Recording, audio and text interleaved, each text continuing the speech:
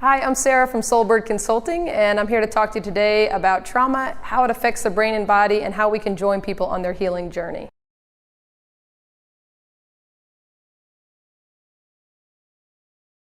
One of the most foundational things for me when I got into this field was to understand the ACE study. In 1990, there was an obesity clinic that was being run in California. All the participants were losing weight and learning ways to be healthier with their food and exercise choices, but there was a small amount of the population who was gaining the weight back pretty much immediately.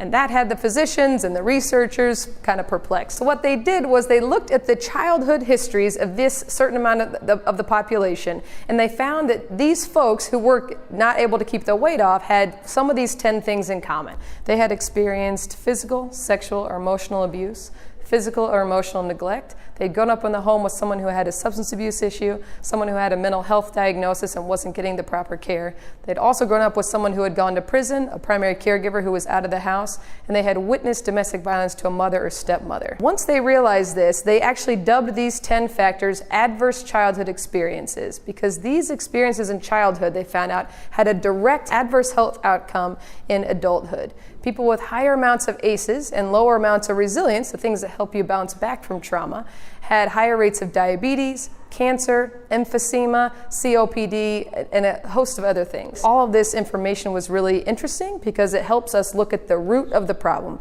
What happened to you, not what's wrong with you. Dr. Nadine Burke has a TED Talk that I would recommend because she talks about this study, and what she says next is really important.